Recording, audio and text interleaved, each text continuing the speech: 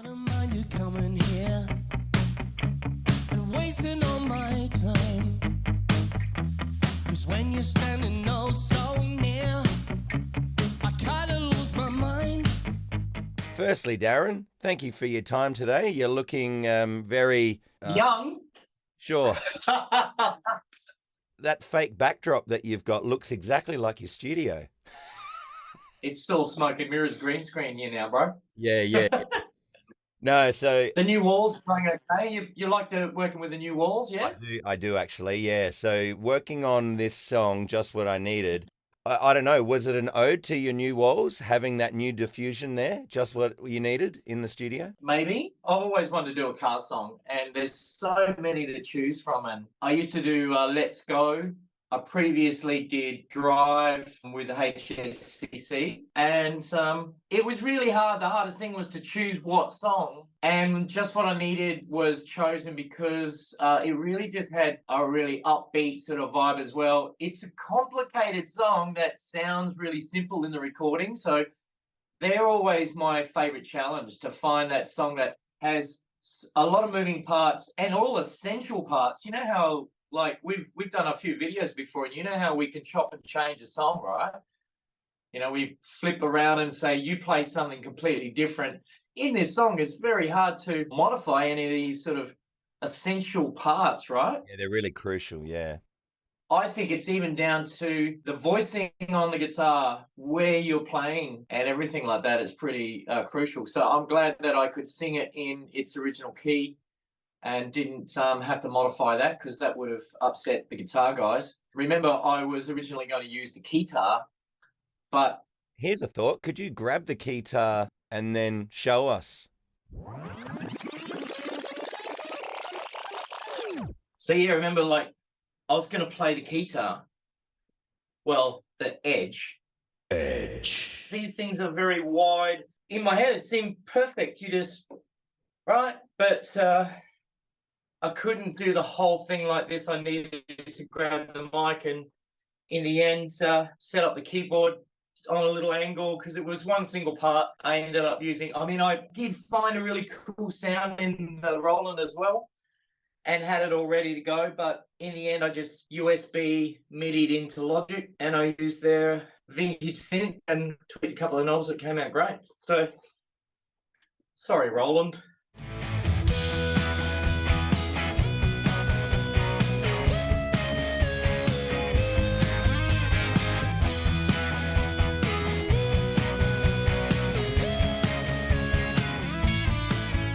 So, Darren, can you remember when was the very first time that you heard the Cars and heard this song? I'll tell my story first. My story is that my uncle gave me a CD when I was in, let's say, late high school, early after high school kind of time. And at the time, I was a bit of a hipster. I was into Triple J bands, which is a, pretty hipster radio station in Australia, at least it was at the time. And I had this greatest hits album by a band called The Cars, which, I was into the Doors and into the Beatles. Yeah. But because at the time I was into, more kind of fresher kind of things, I just thought, what's this pretty cheesy, like, Cars thing? I just wasn't aware. Yes. And then I remember there was an occasion where I was just sick of all of the usual CDs I was listening to, so I thought, whatever, I'll chuck this on. And then Just What I Needed was the first song, and it just made me go, oh, what's that?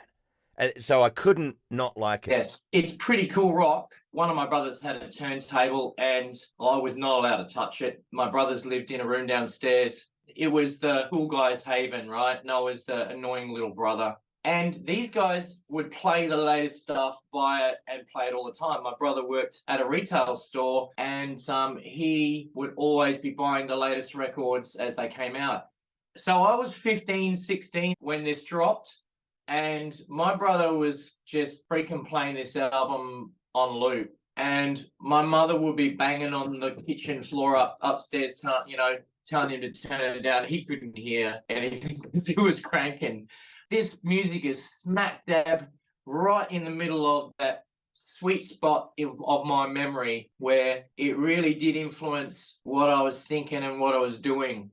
The Cars has, to me, that unique, special thing that it just drops right in the lap of my puberty, where I could never forget the sound and the feel of these guys and what they were doing for all of us, hormone raged teenagers at the time. So I love the Cars. That's a pretty common thread with people, isn't it? Being very influenced and nudged along by their siblings, it's probably the older ones. For me, I was the eldest of two. I've got a younger sister, but I hear it a lot that whoever your older siblings were, then you usually just inherited whatever they're into. I think it's also something for you to, if you're a songwriter or an artist delivering songs these days, it's always cool to know that it is just human nature for us to be connected to songs when we're at that age. Between the age of maybe, 14 and 18, perhaps that's the age group where we're influenced the most, because when we're the rebel without a cause, or sometimes a rebel without a clue, you're rebelling against everything else in your parents and the man society, and you really connect with your music at that age. So if you want to really influence people, really on a huge scale for history, I think you need to be writing music that's going to influence that little age group right there. And that is why we need a triumphant video. Excellent! The Cars have lasted so long, and their music, it still holds up the way that it sounds and rocks, and the vibe. It's really hard to get a group of humans playing together with so much synchronicity and gusto and vibe, and with some great songwriting thrown in there as well. So good luck all those new songwriters sort of living up to the Cars. Yeah, definitely. I watched a few live clips of them, not having really seen much of them, only having heard, the CD that my uncle gave me. And so I was quite struck by, wow, they kind of sort of almost had everything. They had a front guy that sang and played bass, but it did seem like that they really had something special, and that they kind of captured lightning in a bottle there for a while. Yeah, it seemed like a mix of different characters, and it was unusual for a bass player to sing. These days, I don't think you really see it anymore.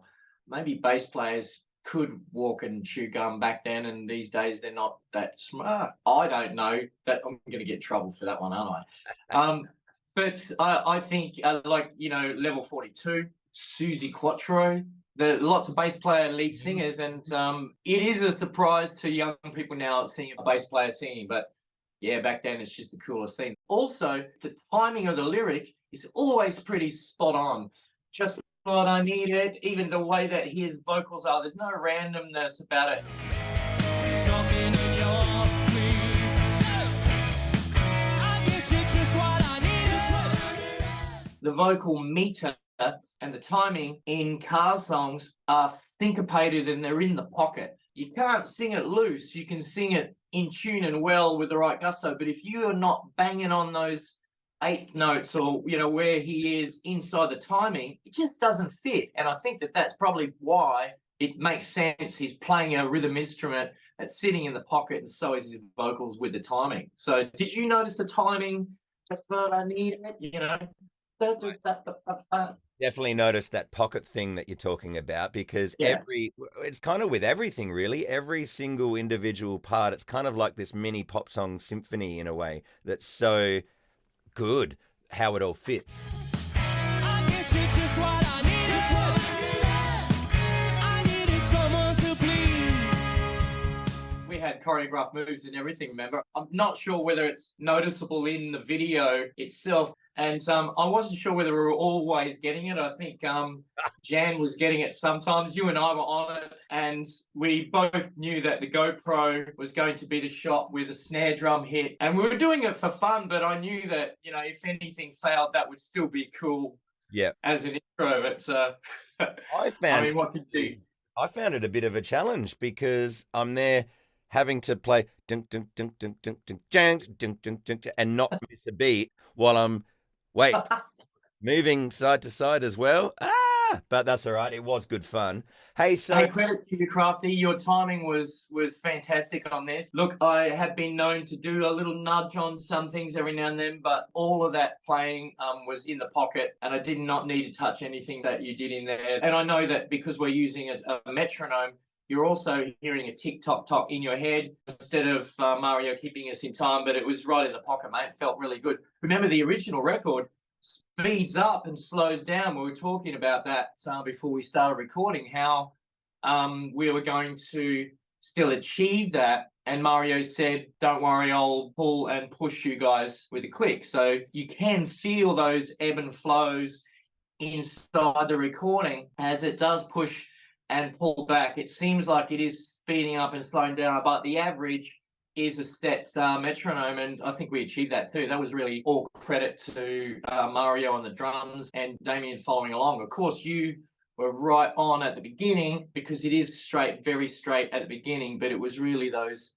tempo pushes and ebbs and flows that made it seem like it was running and slowing down.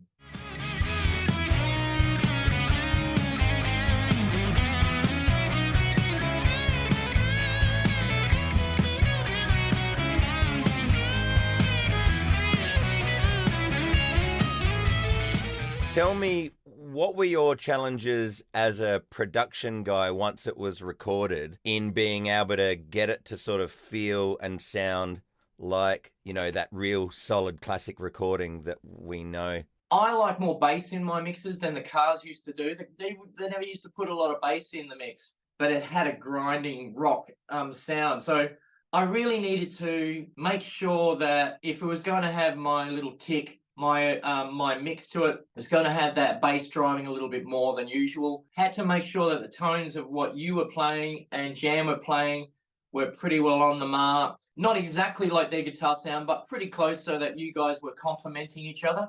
Two separate tones. I do remember that I needed to back off the amount of distortion that I thought that I needed. But then apparently all that I needed was just a pretty just breaking up kind of sound. That was plenty. Yeah, like an AC/DC sort of vibe. AC/DC's guitar sound to a newbie might seem like it's distorted, but it's just loud. And that sound of loud, it's on the dirty edge of clean and on the clean edge of dirty, sort of. So it's just a loud, almost where your ears are really hearing the distortion, not the amp. And I did not modify that gain on the recording. So when you hear it, that is exactly what we achieved on the day. Getting it cleaner and me, in the end, turning it up louder. And Jen was using his Helix, and he had the solo to contend to as well, which I treated a little different. That was probably the biggest challenge, is just all of the different colors to make sure that they weren't fighting each other, because you're grinding rock. All of the same frequencies barking together in a beautiful rock symphony are going to compete with the vocals.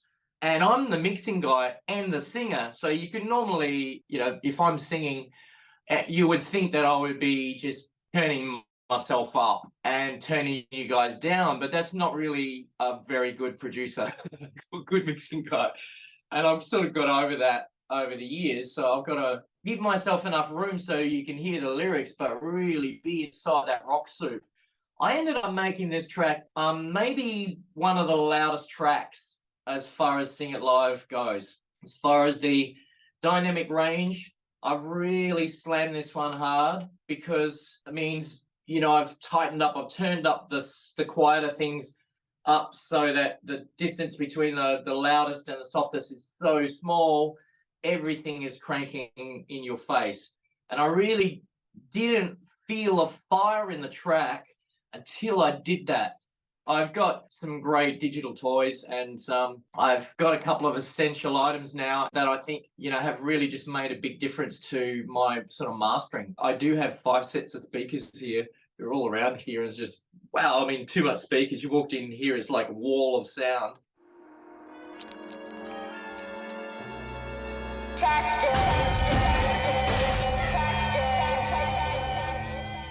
So I'm just trying to flick between them and make it sound great, but we're still doing it poor man's way, and I'm mastering it and mixing it, and we're driving them out the door every single week here, so I'm doing the best I can. I love mixing this song, and every week I'm thinking, wow, Darren, that could be your best work. And again, this week, I hope that people love the mix on this and sort of get the vibe. This is what I'm getting at. That's my point. It's the vibe of it.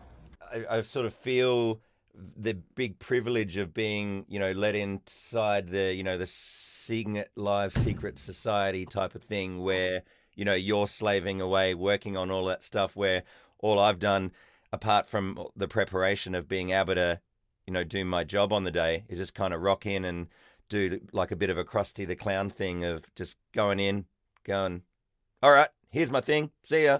Bada bing, bada boom, I'm done. Learn from a professional, kid.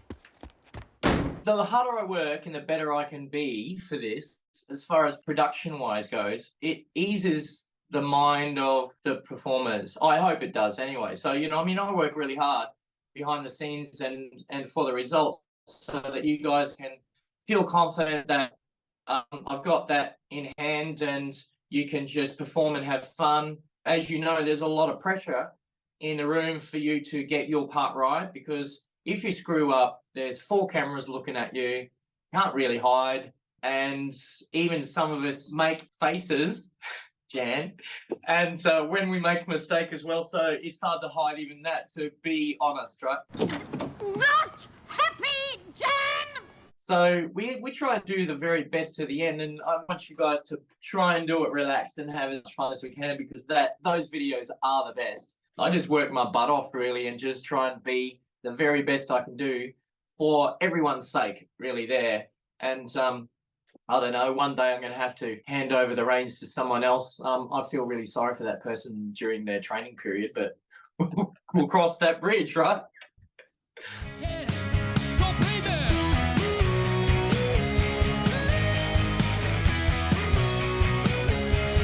just what I needed.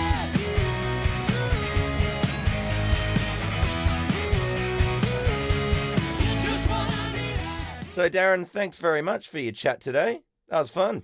Thanks, mate. And enjoy the song. We all rocked on. I hope everyone loves it. The cars roll! Woo! All right, well, if you haven't already done so, please subscribe to Sing It Live. It's, going to help the algorithm. It's going to be able to just help you knowing when our songs are uploaded. And you never know, Darren might be using a guitar at the next one. Guitars rule, man. I mean, really, seriously. I've got to find some more uses for this guy, because then I can have the edge. Edge. Not a U2 reference, possibly. No, it's not. No, not at all. Worries. All right, well, thanks, Darren. We'll see you soon. And thank you for watching. Check out a bunch of other Crafty Music Tips videos here on the Crafty Music Tips YouTube channel. We'll see you in another one really soon. Rock on. Bye.